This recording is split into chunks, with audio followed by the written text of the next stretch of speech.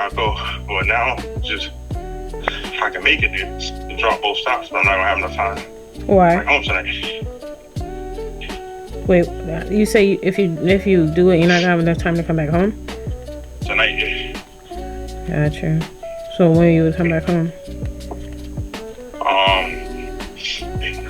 Like early morning.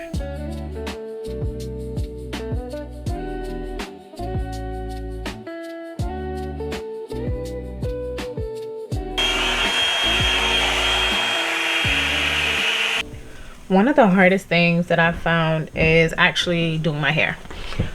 If y'all remember, back in the day, I actually used to do my hair, right? And I used to make videos about it. And then after I became a mom, it's like, hair who? A part of this soft year really depends on me showing up for myself and being the best representation of my husband and Christ, right? Because I don't want to be out here looking all raggedy daggedy and people thinking like, oh, Christians just look raggedy daggedy, right? I don't even think that's the word, but one of the main things I want to start doing though is just being a little bit more intentional. And that has to do with actually finding the products that work for me. I think one of the biggest downfalls is having your mindset on a style and then you find out the product doesn't work. For me, I'm doing one of those little V-part wigs just because when I was taking my hair out, I cut my braids. These are old braids, but I cut one of my braids. And so I was just like, yeah, we're not going to do my whole head. I'm just going to do a V-part while another part grows back because I can't do my usual buns like I used to, or even a braid out because my braid out is going to look crazy, or my little wash and go. So I am hoping I can find a product that helps to beat humidity, like this Color Wow. I've tried it before. It's not great. I've lost my Fantasia, my A1 Day one. She's gone. Don't know where she is. And then I'm also trying this like Amika brand. I've been hearing about it, calling me like Frisbee Knot. So we're about to try this. I'm also going to be in humidity. My plan is to go to, oh child, y'all couldn't tell me I need some lip gloss or something. My God, scaring the people them. Sorry. Not me trying to be up on the internet. Mommy. Wait, dry mouth. Mommy. Yes. Can you have vitamin? I'll get in a minute. So my plan is to be in the sauna, do some relaxation things, and obviously this might be counterintuitive because the sauna, humidity, like what we talking about, but this Frisbee Knot and this anti-humidity spray claims to hold the humidity in. So let's see how that goes. So I'm gonna spray is it a little or a lot? Oh, it says spray on damp or dry hair. So I'm gonna shake it up a bit and we'll see. And I also work out every day. I've been doing so for years. And I sweat in my scalp. There's no running from that. So we'll see how this holds up.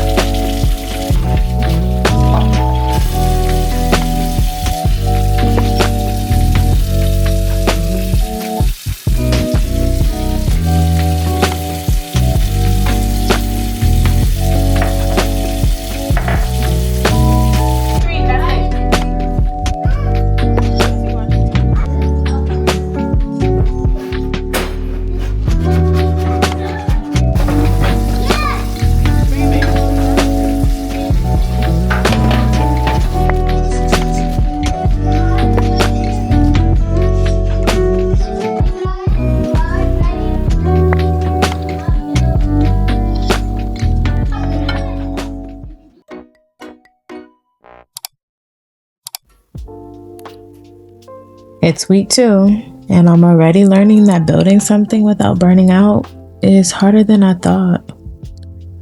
Week 1 of the soft year is done, and I've been sitting with this question. What does it actually look like to build something while staying soft? Because I keep catching myself waiting for permission to rest. Like, if I just do one more thing, then I can just sit down, then I can be present with my kids, and then I can do my hair slowly without feeling guilty. And I'm starting to realize softness is just not something I have to go after. It's something that takes work. No one tells you about the slow seasons in business, They're getting longer. For the first time in my practice, the slow season started in October instead of November. And now we're in January and things haven't picked back up like they usually do. So instead, I wait.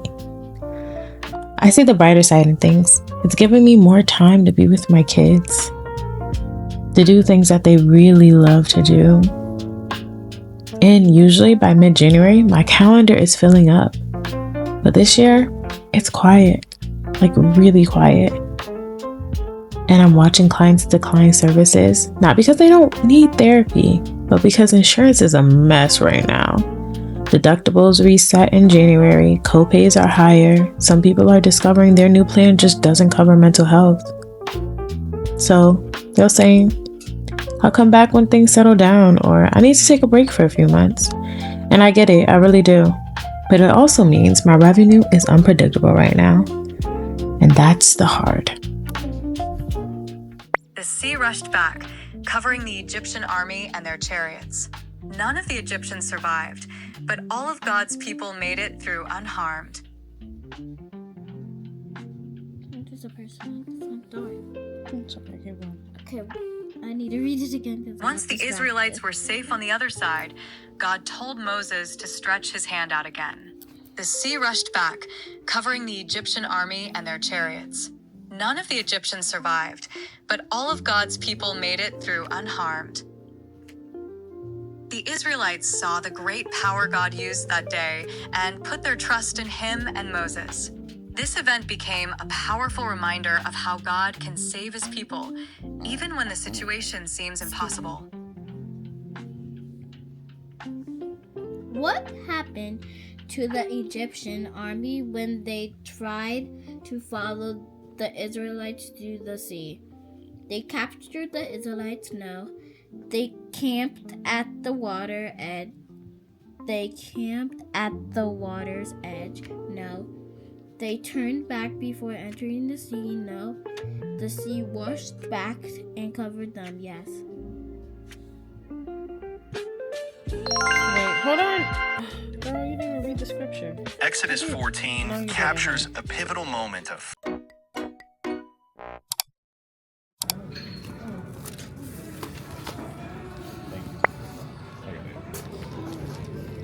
It's not salted, huh?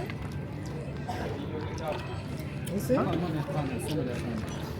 Let's get to business. So, 2026, we're looking at the numbers, and honestly, the numbers are not good right now. In QuickBooks, because that's what I use. The way it works is my accountant or bookkeeper has to make sure that they are posting. But if it isn't posted in the banking transactions and categorized, then technically it's not there. So we're looking from January 1st to January 10th. This is what the numbers look like. So far, we're only looking at about 1410. And again, the goal is 500K. So if we do the math, we split it by 52 weeks, right? Every week, we're supposed to be making $9,615. Right now, from January 1st to the 10th, I've only made $1,400. And that's divided into 2 weeks. Now, you heard me earlier before, this is a very slow season. And it doesn't mean it can't pick up. It just means I have to do something more. I heard you guys in the comments, and you did say, hey, you should increase clientele. Well, that's actually the problem here. Clients are struggling to come to therapy because so much is happening. If you're on state insurance, you have to, I don't know how it is in your state, but in Connecticut, you actually have to have a minimum threshold as well.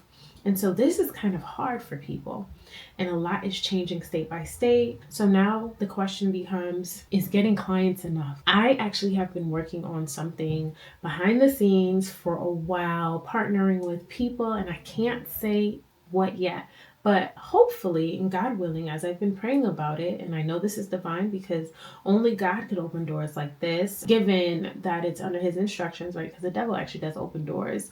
But I've been praying for this opportunity. Something is under the works. I'm praying that it happens this first quarter, and I know I'm being super cryptic, but the thing is, I know that everything happens in season, and sometimes you're just supposed to be quiet, right? It just kind of like the years of silence right before the Messiah came to earth, right? There's a silence, and it doesn't mean things are not working in the background. But I am really hoping that this works out, because this means that we'll have larger contracts and the business won't just be getting money from the clients, but from other things. So maybe getting more clients isn't the way to go right now in this quarter. I don't know. If you guys are watching and you have businesses or you have therapy practices or the like, how have you gotten creative in seasons? And I feel like I've gotten so creative, or at least tried to, but God just doesn't line it up the way it needs to be lined up, because perhaps that's not His will for me. I am also thinking about starting some school contracts. I do have some clinicians who currently actually work with children, and perhaps school contracts might be great. It's just, I don't know. I'm waiting, I'm sitting, I'm hoping for God to make things clear for me, because I don't want to do something outside of His will just because I have this big goal, right? But I do have Godfidence, right? Confidence in God that everything that is meant to be will be, right? His sovereignty, right? Because at the end of the day, He is still sovereign and things are going to happen. Here's my next question. I've actually never reached out to churches directly to say like, hey, I have this Christian therapy practice. People just find me. But I think now I have to work for it more. Let me know in the comments. Do you think it's a good idea for me to reach out to the churches and say, hey, I have this therapy practice and we are Christian based, and if you need help in your congregation, you can come to us? Or do you guys think that's like icky? Because I also don't ever want to step on a church's toes, because I know that there's wise counsel there already. Well, some churches where people can just kind of go in and speak to the pastor or pastor's assistants or people who are in line for that. And I don't want to step on the toes, but also I want to be a resource. So let me know in the comments. I think that's my next big thing. So I know that increasing clientele on an individualistic level, we're trying our hardest, but I'm also thinking, hey, why don't we use the resources that we do have? And because we're Christian therapy practice, then maybe we go to speak to churches and pitch that way.